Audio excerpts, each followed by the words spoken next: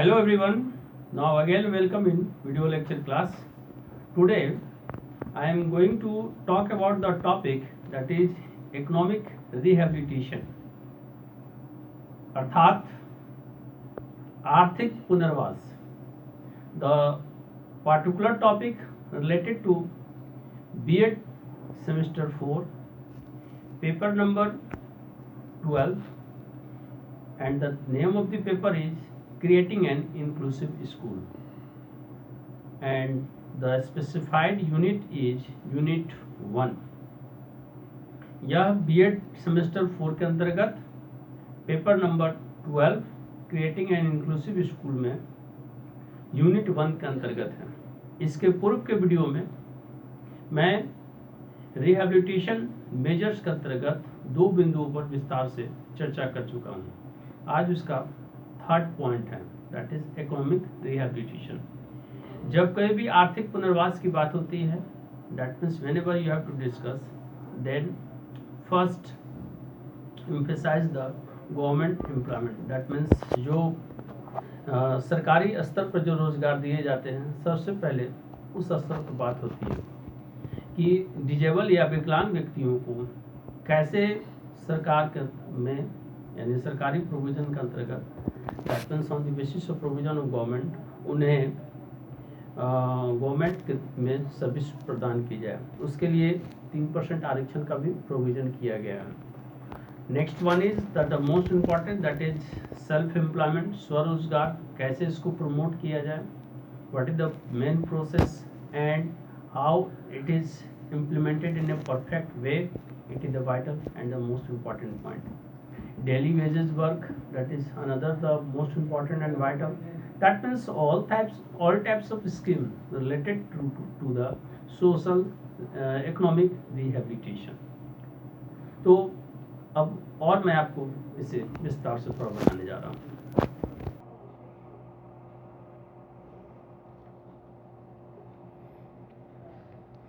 Now again welcome to video lecture class. In the previous video lecture I will discuss all matters. That is today I am going to talk economic rehabilitation for a dignified life in the society. In the earlier video I have also discussed number 1, number 2 rehabilitation measures and the 2 important points, physical rehabilitation and educational rehabilitation including vocational education. Today economic rehabilitation for a dignified life in society. Economic rehabilitation for a dignified life in society. Economic rehabilitation of persons with disabilities comprise of both wage employment in organized sector and self-employment. Supporting structure of services by way of vocational rehabilitation centers and vocational training centers will be developed to ensure that disabled persons in both urban and rural areas have increased opportunities for productive and gainful employment. Strategy for economic empowerment of persons with disabilities would be the following. A. Employment in government establishment.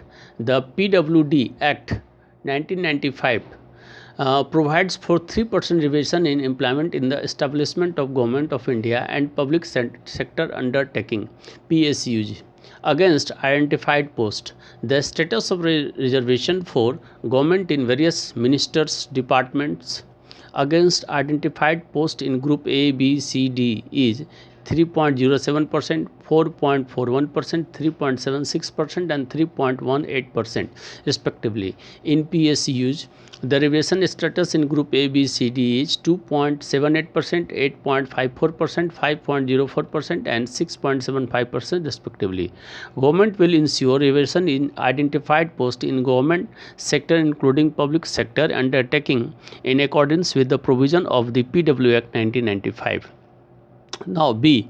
Wage employment in private sector. Development of appropriate skills in person with disabilities will be encouraged for their employability in private sector. Vocational rehabilitation and training centers engaged in developing appropriate skills amongst persons with disabilities, keeping in view their potential and abilities, will be encouraged to expand their services. Considering rapid growth of employment opportunities in service sector, person with disabilities will be encouraged to undertake skill training suitable for the market requirement.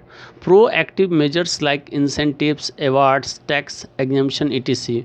will be taken to encourage the employment of persons with disability in the private sector. Now C, self-employment, it is most important and vital. Considering slow pace of growth in employment opportunities in the organized sector, self-employment of persons with disabilities will be promoted. This will be done through vocational education and management training.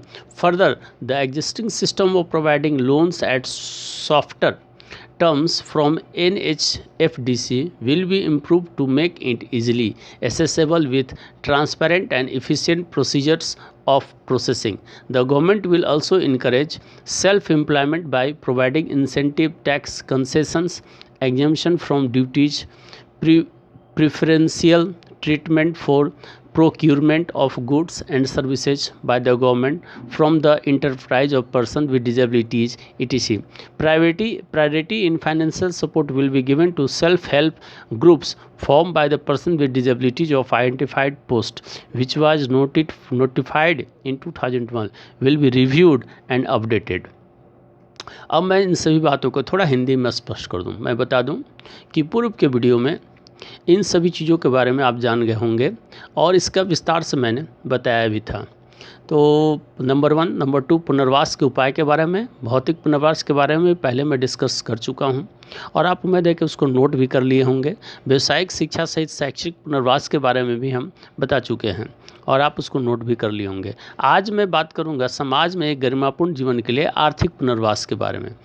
जब कहीं भी ये third point यानी समाज में गरिमापूर्ण जीवन के लिए आर्थिक पुनर्वास की बात करते हैं तो ये बातें स्पष्ट होती हैं कि विकलांग व्यक्तियों के लिए आर्थिक पुनर्वास में संगठित क्षेत्र में दिहाड़ी मजदूर यानी रोज प्रतिदिन मजदूरी करते हैं तथा स्वयं रोजगार भी शामिल है। सेवाओं को इस प्रकार बढ़ावा दिया जाए कि व्यावसायिक पुनर्वास केंद्र तथा व्यावसायिक प्रशिक्षण केंद्रों को विकसित किया जा सके ताकि ग्रामीण और शहरी दोनों क्षेत्रों के विकलांगों को उत्पादक तथा लाभकारी रोजगार मुहैया कराया जा सके यानी उपलब्ध कराया जा सके। विकलांगों के आर्थिक सशक्तिकरण हेतु रणनीतियाँ निम्नानुसार होंगी। ए, सरकारी उपक्रमों में रोजगार। विकलांग व्यक्ति अधिनियम 1995 सरकारी महकमों यानी सरकारी क्षेत्रों तथा सार्वजनिक क्षेत्र के उपक्रमों में 3% का आरक्षण का प्रावधान करता है। विभिन्न मंत्रालयों विभागों में समूह A, B, C, D के लिए सरकार के आरक्षण की स्थिति क्रमशः 3.07%, 4.41%, 3.76% और 3.18% है। सार्वजनिक क्षेत्र के उपक्रमों में यह स्थिति क्रमशः 2.78%, 8.54%, 5.04% तथा 6.75% है। सरकार विकलांग व्यक्ति अधिनियम 1995 के प्रावधानों के अनुरूप चिन्हित पदों के लिए सरकारी क्षेत्रों में सार्वजनिक क्षेत्र के उपक्रमों सहित आरक्षण सुनिश्चित करेगी। चिन्हित पदों की सूची को वर्ष 2001 में अधिसूचित किया गया है जिसकी समीक्षा की जाएगी और अद्यतन किया जाएगा यानी उसको लागू किया जाएगा।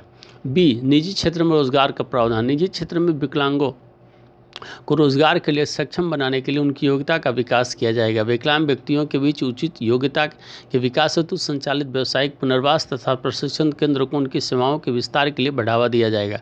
सेवा क्षेत्र में रोजगार अवसरों के लिए तीव्र विकास को देखते हुए विकलांगता से ग्रस्त व्यक्तियों को बाजार की जरूरतों के मुताबिक योग्यता निर्माण के लिए बढ़ावा दिया जाएगा। इंसेंटिव यानी जो अवार्ड वगैरह है, पुरस्कार, कर में छूट, इंसेंटिव यानी उनको जो एक्स्ट्रा कुछ बने प्रिविलेज या कुछ सुविधा मिले, छूट इत्यादि जैसे सक्रिय उपायों द्वारा निजी क्षेत्रों में विकलांग व्यक्तियों को रोजगार सृजन के लिए बढ़ावा दिया जाएगा।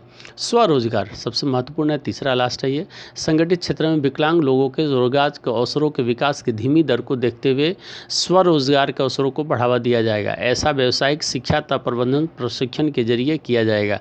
इसके अलावा NHFDC से आसानी से ऋण मुहैया कराने की मौजूदा प्रणालियों से यह काफ़ी पारदर्शक और दक्ष प्रक्रिया बन गई है। सरकार इंसेंटिव, कर से छूट, ड्यूटी से छूट, विकलांगों के लिए सेवा देने वाले तथा समान बनाने वाले उपक्रमों को सरकार द्वारा बढ़ावा देकर सरकार स्वयं रोजगार को प्रोत्साहित करेगी।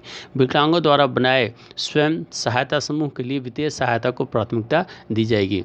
इस प्रकार से मैंने जो सेकंड पॉइंट रिहेबिलिटेशन मेजर्स के उसके तीनों पॉइंट का स्पष्ट किया। अगले क्लास में मैं जो वुमेन डिजेबिलिटी या चिल्ड्रन डिजेबिलिटी की बात है, यानी रिहेबिलिटेशन के बाद थर्ड फोर्थ फिफ्थ जो आगे पॉइंट हो गए उसको मैं कंटिन्यू करूँगा।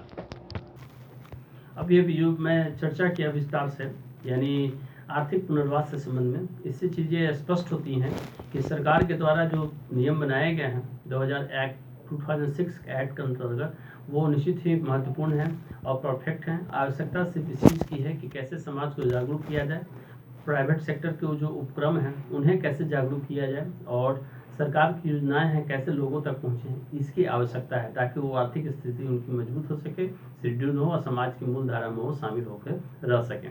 तो इस प्रकार से मैंने जो रिहेबिलिटेशन मेजर्स था, यानी जो पुनर्वास का जो आधार था, उससे संबंधित जो 3 बातें थी वो तीनों को मैंने समाप्त कर दिया। अब इसके जो 10 पॉइंट बचे हुए हैं उसमें से 2 कंप्लीट हो चुका है, फर्स्ट और सेकंड। अब थर्ड फोर्थ यानी महिलाओं की जो विकलांगता है उससे संबंधित उनको क्या सुविधा चाहिए, या बच्चों जो हैं वो उनको किस प्रकार की, जो बच्चे जो विकलांग उनको किस प्रकार की सुविधा मिलनी चाहिए, इन सभी चीज़ों से संबंधित जो बाकी जो 8 पॉइंट बचे हुए हैं उसको मैं एक एक करके या 2-2 3-3 करके अगले क्लास से शुरू करूँगा। तो मिलते हैं अगले क्लास में आपसे पुनः। और साथ ही अगर जो छात्र अब तक हमारे चैनल को सब्सक्राइब नहीं किए हैं तो जल्द से जल्द सब्सक्राइब करें, ताकि जैसे ही वीडियो अपलोड हो आपको सुगम और सहज तरीके से आसानी से उपलब्ध हो। मिलते हैं अगले क्लास में एक और नए वीडियो के साथ। आज के लिए धन्यवाद।